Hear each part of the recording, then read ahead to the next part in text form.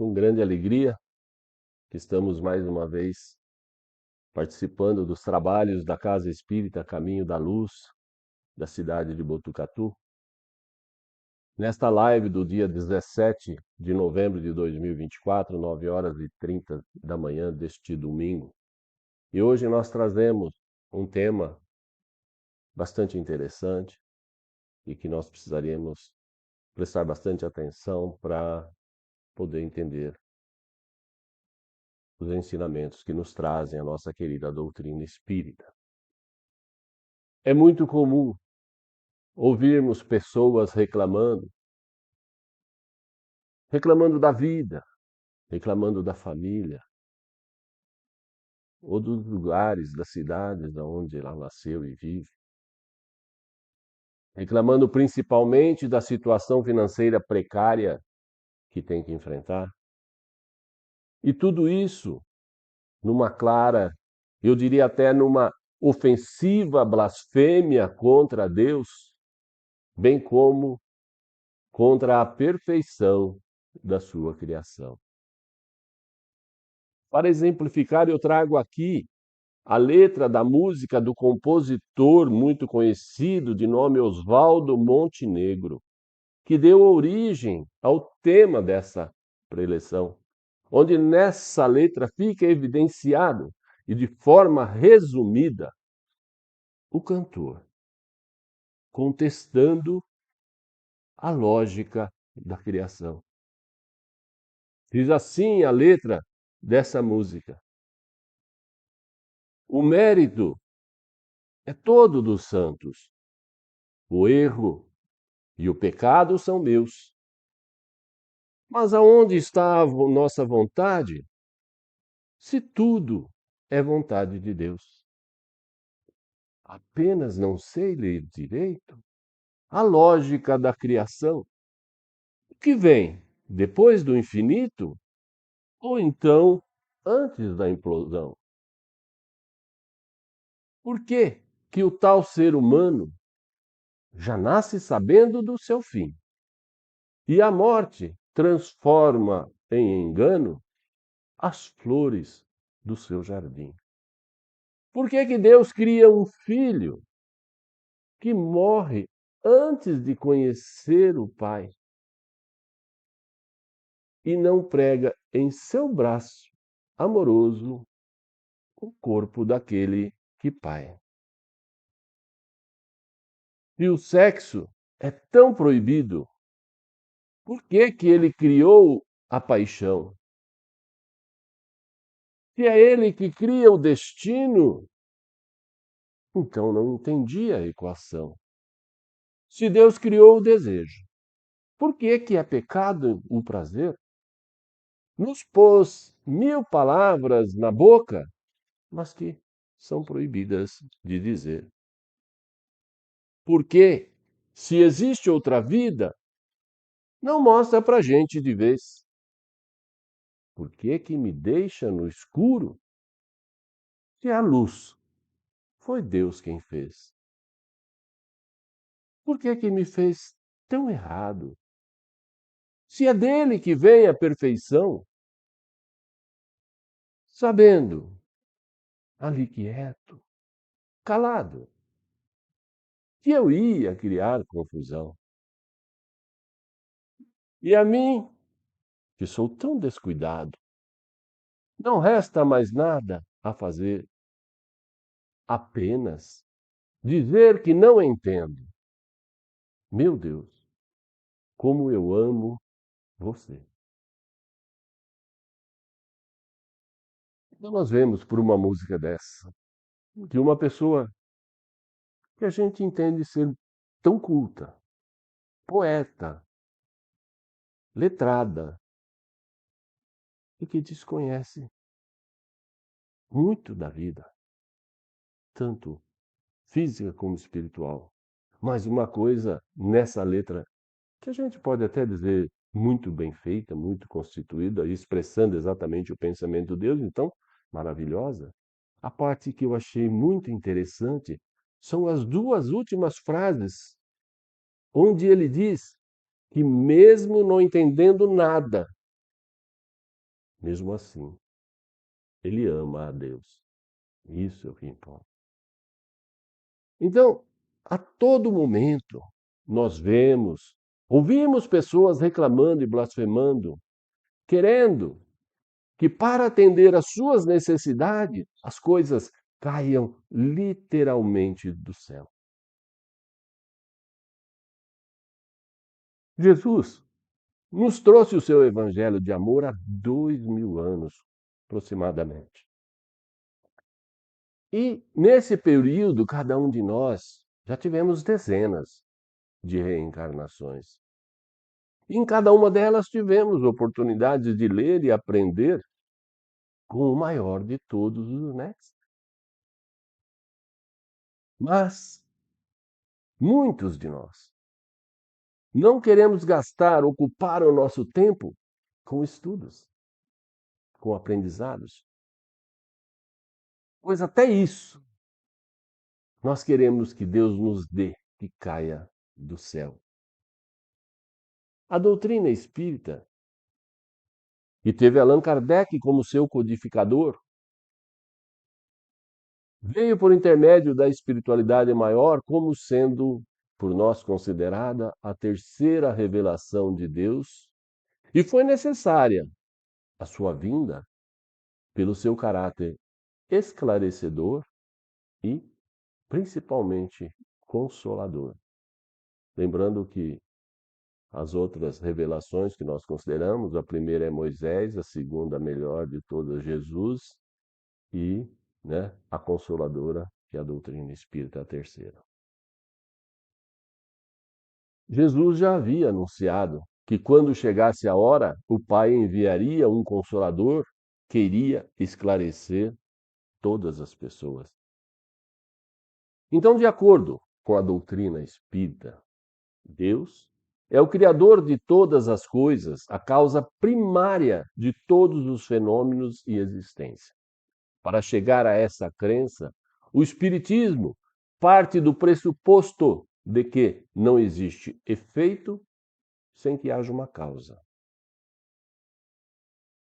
Nosso Criador é dotado de inteligência suprema, eterna, imutável, imaterial, onipotente, onipresente, e ele é soberanamente justo e bom. Ele é a expressão máxima do amor e também ele é a suprema perfeição. Então, para que nós possamos ver a lógica em alguma coisa, ou mesmo para que nós possamos entender a lógica da criação, é necessário primeiro que conheçamos aquilo que lhe dá a fundamentação, os alicerces daquilo. Então, a doutrina nos ensina sobre isso. Falemos então sobre a criação, que o tema é a lógica da criação. Nos ensinamentos da doutrina espírita, a criação do universo é a manifestação maior do amor e da soberania de Deus. Ela é composta basicamente de dois elementos muito bem definidos. O primeiro elemento, o princípio inteligente, do qual são gerados todos os espíritos. Os espíritos são seres inteligentes da criação, os indivíduos ou as pessoas, como queiramos. E o segundo elemento é a matéria, também conhecida como princípio material. Para nós espíritas, fluido universal, ou para a ciência vulgar, simplesmente energia, do qual se formam tudo o que podemos identificar como planetas, ou estrelas, ou ar, água, terra, carbono, luz, e também aquilo que nós ainda desconhecemos porque não conseguimos detectar. Mesmo sendo independentes um do outro, esses elementos sendo independentes, a união do espírito e da matéria se faz necessária para a vida inteligente se manifestar. Eles precisam estar unidos para haver manifestação. Além da forma material que conhecemos no mundo físico, há outras formas, também materiais, podemos chamar assim, mais sutis, mais quintessenciadas, que são imperceptíveis, por enquanto, aos nossos sentidos e também aos nossos instrumentos comuns. Cito como exemplo os corpos espirituais ou o perispírito. Todos os seres inteligentes ou espíritos são criados simples e ignorantes, ou seja, inocentes e inexperientes. Por isso, começam sendo chamados de princípio inteligente. Mas todos são igualmente capazes de desenvolver o intelecto e as virtudes morais, o que irá se consumando na medida em que caminham pela trajetória evolutiva até alcançarem a perfeição espiritual relativa. O esforço individual do espírito é que determinará se essa trajetória será bem lenta ou mais rápida. Os mundos físicos são escolas perfeitas que foram criadas para facilitar e acelerar o curso evolutivo dos espíritos, principalmente através do processo de reencarnação.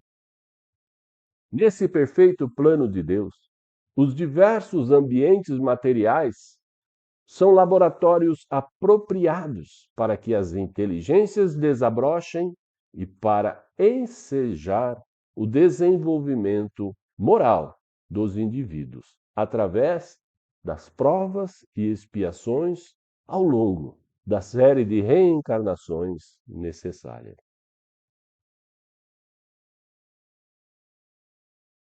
Precisamos saber também sobre providência divina. A doutrina espírita não concebe, não aceita, não entende que Deus fique um só instante sequer inativo. Deus não fica inativo. Jesus disse assim: Meu Pai trabalha o tempo todo.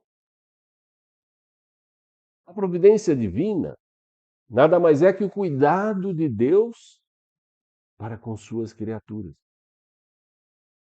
com os seres da sua criação, conforme nos ensinam as entidades superiores. Então, a providência divina nós podemos entender de uma forma mais clara como o socorro de Deus para conosco. O livro dos Espíritos, na questão 963, Kardec faz duas perguntas em sequência para depois ser respondido. Pergunta ele: Deus se ocupa pessoalmente com cada homem? E a segunda: Ele, Deus, não é grande demais e nós não somos pequeninos e insignificantes para que cada indivíduo em particular tenha alguma importância aos olhos do Criador? E a espiritualidade respondeu a ele na 963. Deus se ocupa com todos os seres que ele criou. Repetindo, Deus se ocupa com todos os seres que ele criou, indistintamente, e por mais pequeninos que eles sejam. Nada é tão pouco que escape da infinita bondade de Deus. Então vejamos que nessa resposta, quando ele fala Deus se ocupa, a indicação dessa palavra preocupa, ocupa, preocupa com tudo e com todos pessoalmente, quer dizer que Deus, Ele mesmo, por sua ação direta, e não por um mero controle terceirizado ou automatizado. Não, Ele diretamente.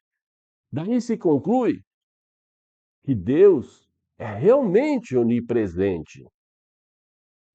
Ele sabe de tudo sobre cada um dos seres da sua criação. Ele sabe sobre cada fio de cabelo que cai, sobre cada gota de água que desce da chuva, cada raio de luz que rasga a escuridão. Enfim, ele sabe de absolutamente tudo. Lembremos, mais uma vez, o nosso mestre dos mestres, que disse: não cai uma folha de uma árvore sem a permissão de Deus. Forte isso, né? A gente não pode se esquecer, é muito forte isso.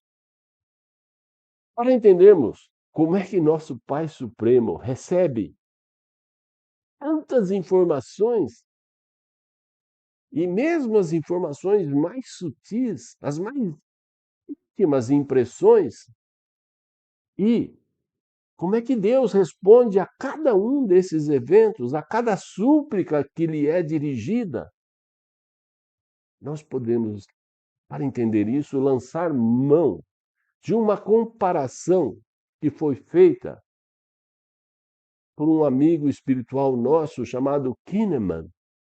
Isso lá em 1867, nos recintos da Sociedade Parisiense de Estudos Espíritas. Comparou assim: o homem é um pequeno mundo. Tá? Está comparando o homem como se fosse, por exemplo, um planeta Terra, no qual o diretor, o dirigente, o gestor é o espírito. E o corpo do homem é o princípio que está sendo dirigido, como se fosse um espírito dirigindo a Terra. Nesse universo, o corpo representará uma criação cujo espírito que iria dirigir seria Deus. Então vamos compreender bem que nós temos aqui uma questão de analogia. Nós estamos fazendo uma analogia, comparação. Os membros desse corpo, os seus diferentes órgãos, seus músculos, seus nervos, suas articulações, as suas células, são outras tantas individualidades materiais, se assim podemos dizer, localizadas cada uma em pontos especiais do corpo.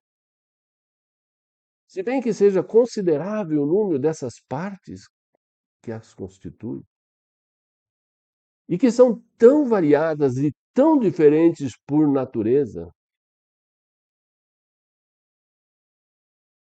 ninguém duvida que não se possa produzir movimentos ou nenhuma impressão possa ocorrer em qualquer um desses determinados lugares sem que o espírito saiba que aquilo está acontecendo, sem que o espírito tenha consciência daquilo que está ocorrendo. E o Kahneman ainda se pergunta: há sensações diversas em muitos lugares simultaneamente? Sim, lógico que existe no nosso corpo coisas acontecendo simultaneamente. E ele ainda me responde: o espírito sente todas elas, distingue-as, analisa-as e atribui a cada uma a sua causa e o seu ponto de ação por intermédio do quê? Do fluido perispiritual. Do fluido perispiritual. Deus está em toda parte na natureza, como o espírito está em toda parte do corpo humano. O espírito está em toda parte do corpo humano. Todos os elementos da criação estão em constante relação com Deus, como também todas as células do corpo humano se acham em contato imediato com o corpo espiritual, com o perispírito. O perispírito se liga uma a uma com cada uma das células do corpo humano. Logo, Não há razão para que um fenômeno, né, da mesma ordem não se produza da mesma maneira. Que se pode isso tudo ser detectado no corpo humano, Deus não poderia detectar tudo isso no universo? Então, se um membro do corpo se agita, o espírito sente. Se uma criatura pensa, Deus o sabe. Todos os membros estão em movimento. Os diferentes órgãos são postos em vibração. O espírito sente cada manifestação. Ele a distingue e a localiza. As diferentes criações e as diferentes criaturas se agitam no universo, pensam, agem diversamente. E Deus sabe tudo o que se passa e atribui a cada um o que lhe é particular ou peculiar. Daí nós podemos deduzir igualmente a solidariedade da matéria e da inteligência, a solidariedade entre si de todos os seres do mundo e de todos os mundos. E, enfim, podemos deduzir a solidariedade das criações com o Criador. Temos que agradecer, né, ao Quilliam por tão bela comparação. Isso está em Gênesis capítulo 2, 27. Então nós estamos falando de Deus estar em todo lugar. Então falemos sobre Deus onipresente. A compreensão da providência divina requer, então, que saibamos do atributo natural que damos a Deus, que é a onipresença, que é a capacidade de estar ao mesmo tempo em todos os lugares. Onipresença é a capacidade de estar ao mesmo tempo em todos os lugares e de forma integral, total, de modo a poder atuar em tudo e estar presente na atuação de cada ser inteligente. E estar perfeitamente ciente, por exemplo, até dos pensamentos e de seus sentimentos mais íntimos. O nosso pensamento está em contato incessante com o pensamento de Deus. E é com razão que se diz que Deus lê os mais profundos dos segredos do nosso coração. Então, nós estamos nele como ele está em nós, segundo as palavras de Jesus. Então, para entender sua solicitude a todas as suas criaturas, Deus não precisa mergulhar o seu olhar lá do alto para enxergar o Heitor fazendo coisa errada lá embaixo. Não precisa. E também as nossas preces, para serem ouvidas por Ele, não precisam caminhar por todo o espaço para atingi-lo. E nem serem ditas em voz alta e retumbante, porque estando Deus continuamente ao nosso lado, os nossos pensamentos repercutem nele. Saibamos que os nossos pensamentos são como sons de um sino, que os pensamentos fazem vibrar todas as moléculas do ar ambiente. Isso é nossa Gênese 2, que tem 24. Falemos agora de algo muito importante, que é a fé. Algumas teologias consideram que a fé seja um dom. Ah, tem o dom da fé. E que a fé seja uma graça concedida por Deus aos seus eleitos. E eles ainda oram, dizendo assim: Senhor, dai-me a fé. Como se Deus fosse, então, atendendo ele, pegar meio quilo de fé para o Heitor, né? 100 gramas para Marli, mas sem Patelma e assim está todo mundo abastecido de fé. A filosofia espírita rejeita prontamente esse pensamento. Tudo em razão do princípio da soberana justiça divina, que não pode agraciar, premiar ou privilegiar alguns em demérito ou em desprestígio de outros. O Espiritismo entende que a fé seja uma aquisição pessoal que vamos adquirindo ao longo das inúmeras reencarnações, e ela está sim ao alcance de qualquer um de nós. Aqueles que trabalharam a sua fé nas vidas passadas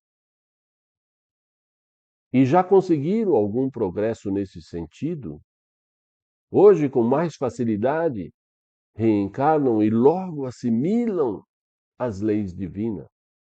Por outro lado, aqueles que têm dificuldade para desenvolver, aprender a sua fé em Deus, e muitas vezes uma repulsa instintiva, demonstram com isso, por enquanto, o seu atraso evolutivo e a carência de aprender o beabá da sua espiritualização. Mas os que têm fé, já que ela é necessária para concebermos a divindade, há de ser proveitoso acreditar em Deus.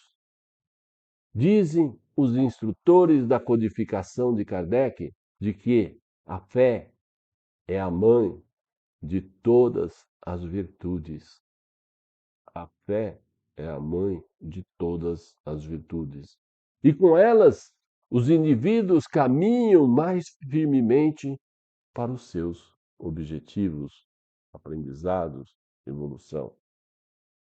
A fé robusta dá a perseverança, a energia e os recursos que fazem com que os obstáculos encontrados sejam removidos, sejam vencidos,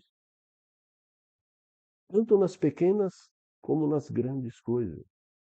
Já a fé vacilante gera o medo, a incerteza, a hesitação, e isso beneficia aqueles que se deseja combater.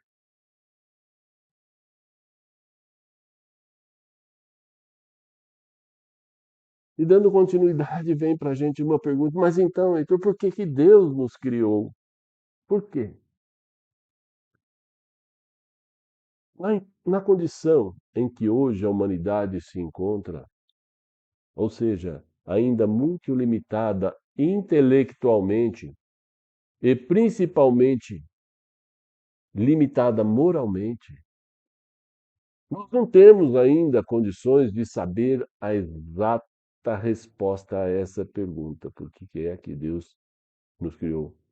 Porque somente com a depuração do espírito isso será possível lá na frente. A espiritualidade superior, em vários questionamentos de O Livro dos Espíritos, quando analisamos conjuntamente, dá-nos prova dessa nossa atual limitação. Inicialmente, vejamos lá a pergunta no Livro dos Espíritos, de número 11, quando Kardec questiona se será dado ao homem um dia compreender os mistérios da divindade. Ou seja, será que um dia o homem poderá saber o que é Deus? Na ocasião, os espíritos que tal disseram que tal só seria possível quando o seu espírito não estiver mais obscurecido pela matéria. E assim, pela sua perfeição espiritual, ele conseguir se aproximar de Deus quando então o verá e também o compreenderá. Indo para número 17, a pergunta é: se é dado ao homem conhecer o princípio das coisas, o início de tudo, o Big Bang, né? Onde podemos incluir também a criação dos espíritos, sendo que também foi negativa a resposta a essa pergunta, com a informação de que Deus não permite, por enquanto, que tudo seja revelado ao homem nesse mundo, porque nós ainda não temos condição de aprender.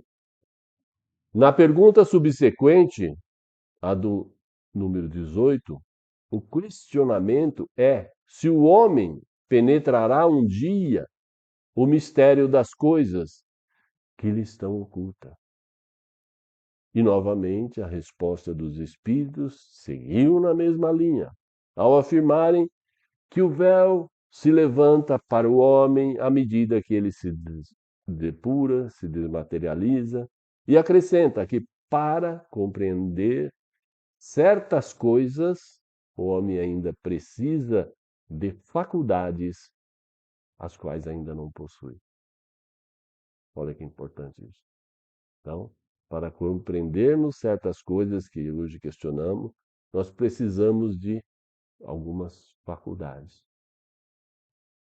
Seguindo a mesma linha de raciocínio, a Gênese de Kardec afirma que o homem precisa de um sentido que ainda não possuímos para compreender a natureza íntima de Deus e que só o adquiriremos, né, esse sentido com a depuração do espírito no seu devido tempo. Então, para que entendamos, né, que tipo de sentido seria esse, podemos fazer também aqui uma analogia, como o nosso irmão Kinnaman fez lá, né? Quem não tem mediunidade aflorada não consegue ver os espíritos e nem conversar com eles, né, de uma forma acordada, por exemplo, para ficar bem claro. Agora, quem tem a mediunidade os vê e com ele troca de ideias. Então, é algo que para se poder fazer, você precisa ter aquilo. Então, quem tem a mediunidade aflorada consegue contatar o mundo espiritual. E é mais ou menos algo assim que Deus está dizendo. Nós vamos ter que ter alguma coisa tipo uma super mediunidade para que a gente possa acessar informações que nos são ocultas hoje, porque nós não conseguimos vê-las, compreendê-las, entendê-las.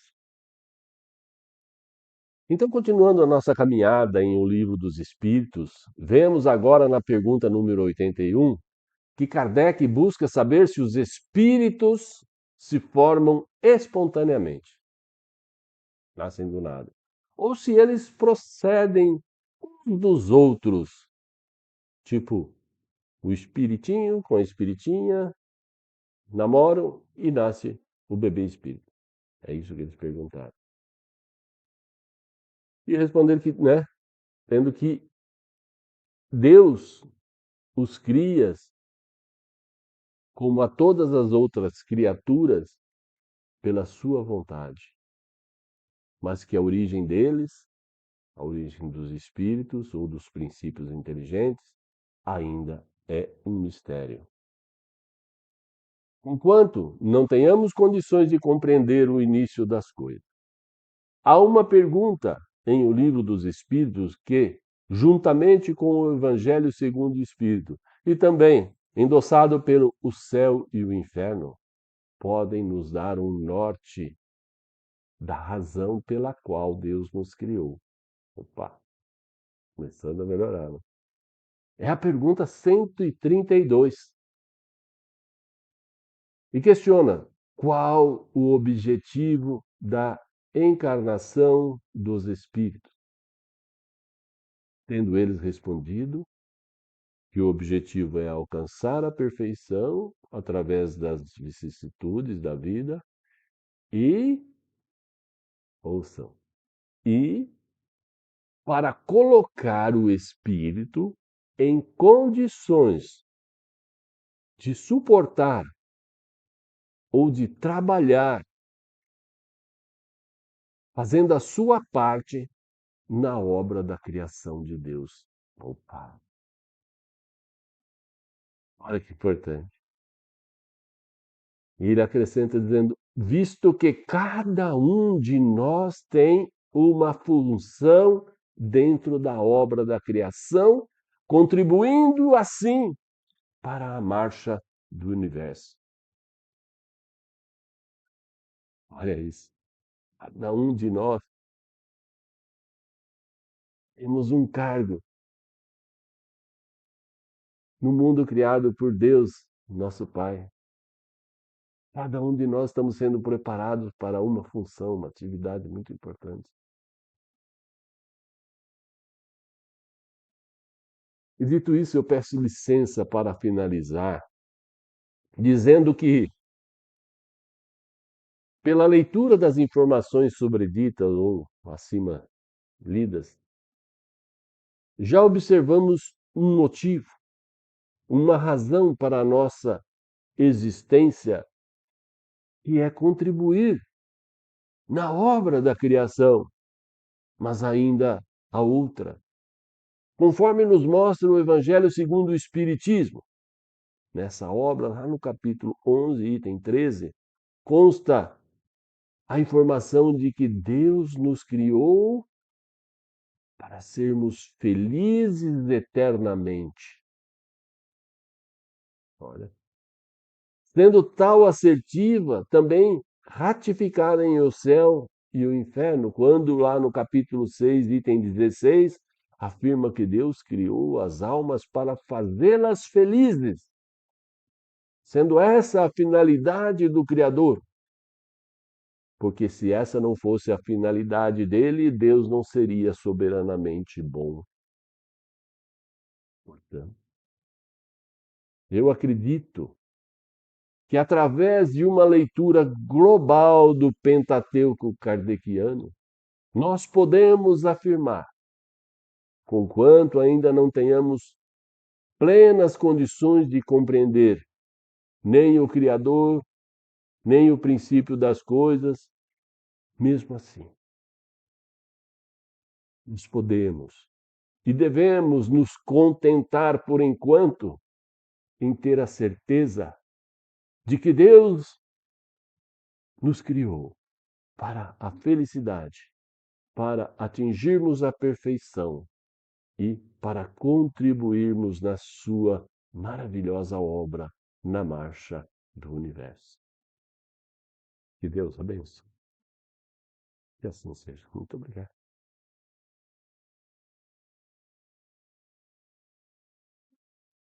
Recording stopped.